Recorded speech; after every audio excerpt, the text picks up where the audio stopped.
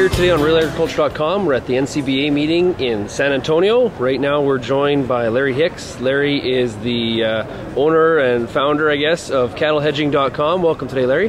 Thank you, Sean. I appreciate it. Okay, Larry, let's talk. The cattle market is changing and continues to change. What are you seeing as one of the major differences in the way that some of your customers are beginning to hedge or manage their risk? One is the realization that they need to manage risk. Over the last 18 months in the United States, the industry's lost probably the largest amount of equity they ever have in history. And a year ago at this time, I made the comment that this will be a year where everybody gets religion, where everybody now realizes that managing risk is important to them. They should have realized it before they lost all the money, because the opportunity to manage risk was there. So now they'll start to look to manage risk. Okay, so you're a big proponent of running your hedging program or your risk management looking at it as a business as opposed to forecasting. Can you talk a little bit about that? We do. Now we do forecasting, but that's not part of the way we make our decision-making process. The decision-making process should be whether on ABC feedlot or family ranch.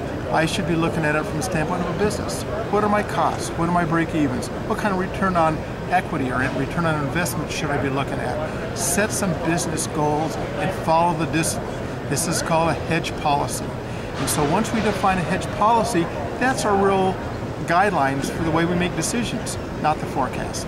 So do you find that it's that natural instinct of the producer still to want to make some business decisions based on those forecasts, or are you seeing that relationship change? Or it's always been that way. It's always betting on the come. We buy feeder cattle with break-evens above the market. The Canadians are experiencing that right now. Feeders are too high based on barley. Their break-evens are 40, 50, 60 bucks in the red the day they buy the animal.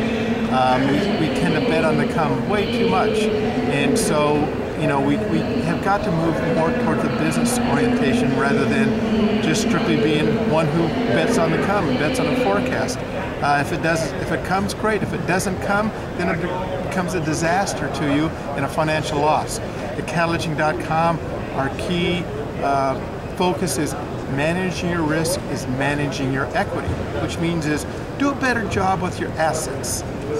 Protect those assets. Do a better job on the liability side of the balance sheet. Buy your corn, your barley better. Buy your feeders. You buy your costs better and your input, your break-evens are better.